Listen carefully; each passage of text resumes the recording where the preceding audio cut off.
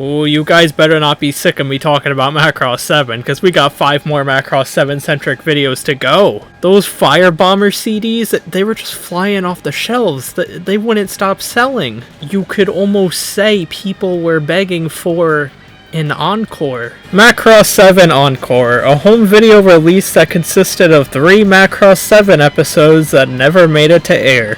Why did they not make it to air? I don't know. If I had to guess, it was probably just time constraints, but I honestly couldn't find an actual reason online. As for when these episodes were supposed to air, judging by the circumstances shown in them, we could estimate they take place somewhere between episodes 39 and 42. So that downtime in between Gigill's death and Operation Stargazer. While these episodes were limited to home releases for a while, in 2022, Animax aired Macross 7 with these episodes alongside it. Since I don't live in Japan and wasn't there to watch it, I couldn't find whether or not they were tacked on at the end, or they got slid into their proper positions. But we might finally get our answer, as these episodes are going to be included in the upcoming Disney Plus release of Macross 7. With that all out of the way, let's sit back, watch these episodes, and figure out if maybe there's a reason they didn't make the cut. The opening is the same, except at the beginning you have a crowd going, "Encore! Encore!" Which sounds like a fun little idea until you realize it completely desyncs the song. It seriously just makes me unnecessarily mad. It makes it so the song goes on longer than the visuals, so they just have to loop the ending shot twice. It looks so awkward.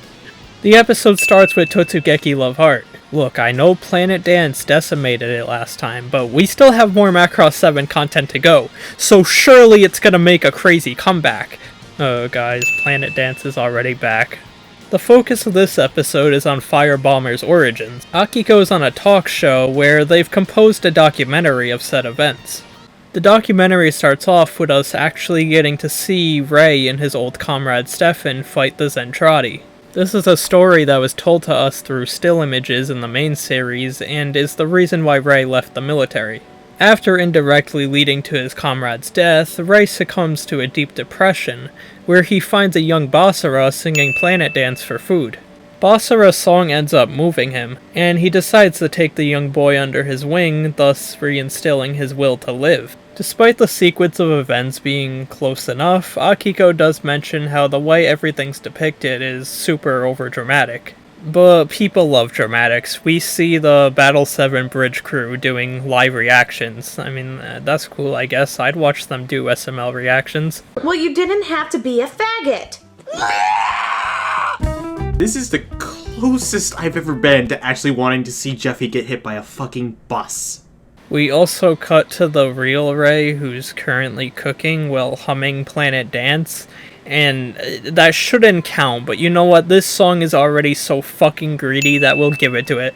Going back to the documentary, we see that people hate their music so much that they begin throwing pies, and there's scary Sharon Apple music. There's definitely creative liberties going on. While performing at a town, they spot Vivitas for the first time, who's doing some cool knife-throwing tricks. Basara's all like, that requires a good sense of rhythm.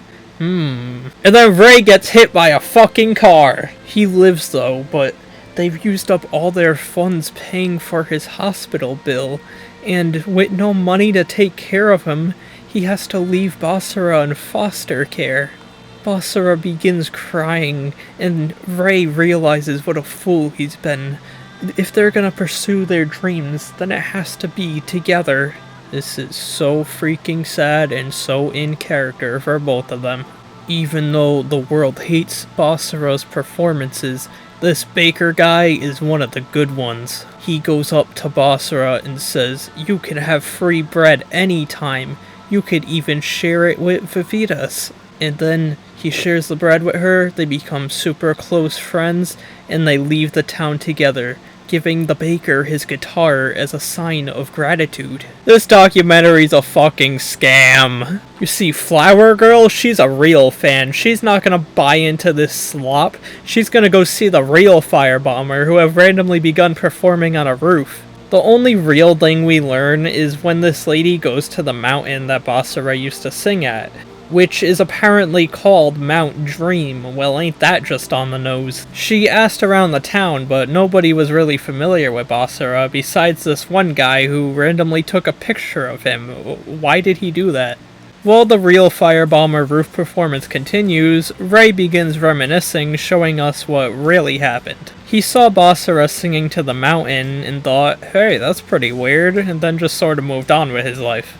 It wasn't until he saw him again as a teenager where he's like, wow, this dude is like actually committed to this. Well, we're both homeless bums who hate violence, so why don't we move a mountain together? And then later, they find Vivitas, who's engaged in a martial arts competition with a Zentradi, who apparently had some dramatic love story, like, crush on her. I need to see an OVA about that. Anyways, after the fight, she finds Basara and just thinks, oh, this guy seems neat, and joins the band. When the talk show hosts get informed about the abrupt performance, Akiko says that's what Firebomber's really about. There's no overdramatic, sad PlayStation dad past, they just simply came to be. One more Planet Dance for the road. Next episode got rid of the stupid encore opening, thank God. Milia is feeling sick with an unknown illness, and since micronized Zentradi are a recent enough thing to not have an average life expectancy, she just assumes she's dying.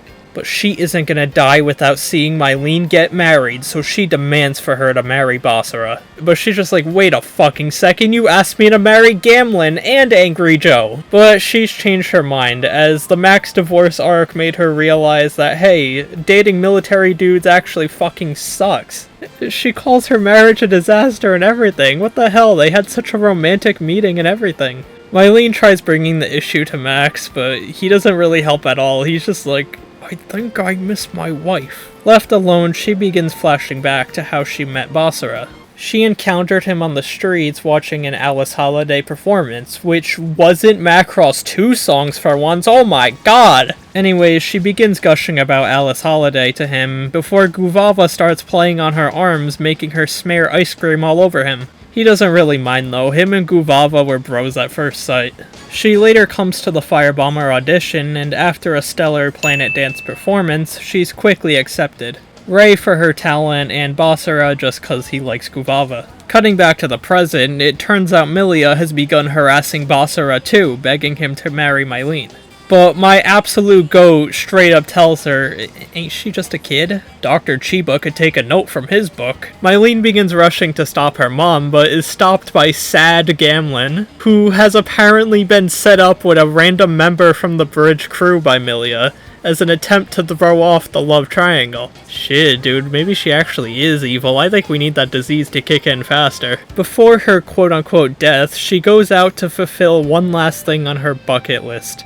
Stealing a sound booster and singing in space. I would clown on her, but holy shit, her VA is actually really good at singing. When everyone comes to check on her, she rallies for everyone to start singing along with her, which they do, even Gamlin, who frankly has the most angelic voice of all. This scene just makes me happy. It's really silly, it's ridiculous, but it's a good time. Their energy makes a little heart. It cuts to all of my favorite characters like Billy and the Rex Gang and Bobby. It's fucking awesome. And then Dr. Chiba analyzes her illness and deduces it's basically an alien equivalent to the common cold. Well, ain't that a funny twist? Our last episode is just a pure SDF fanservice one. That's right, even all these years later, there are still Zentradi who reject Minmei's song.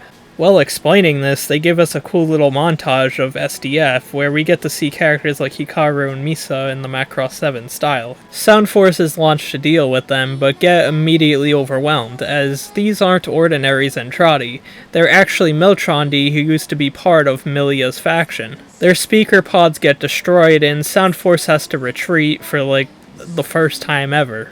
Once Milia recognizes them, her and Max are desperate to make negotiations. They try all the classic tactics, like kissing in front of them, and eventually the Minmei attack. There was an operation of the same name in Macross 2, but considering they function differently, I can't tell if it's supposed to be a callback or it's just a coincidence. Like in Macross 2, Minmay Attack is just a random idol singing a random song, but here it's directly singing Minmay songs. They fight Zentradi and Mylene sings Do You Remember Love? And I think this is the first time they actually have a voice actor perform the song. Basara and Mylene usually have a separate singing VA and a voice actor. For Basara, I get it. Nobutoshi Kana can't sing as well as Yoshiki Fukuyama, and Yoshiki can't voice act as well as Nobutoshi, so the split makes sense. But Mylene's VA, Tomo Sakurai, can sing almost as well as her singer, Chie Kajiura. Maybe Tomo just didn't want the music career that came with being a Macross singer, or they just thought Chie sounded better. But regardless, fuck it, they just start singing Totsugeki Love Heart anyways. At first everyone's like, that's not what Minmay did, but surprise surprise, Basara's song ends up resonating with them more than hers ever did. It almost feels like some meta commentary on how Macross 7 isn't gonna copy what the original series did, and how that may end up resonating with some people more. Overall though, very good episode that celebrates SDF while not overshadowing 7. And all things considered, I found all 3 of these episodes to be amazing.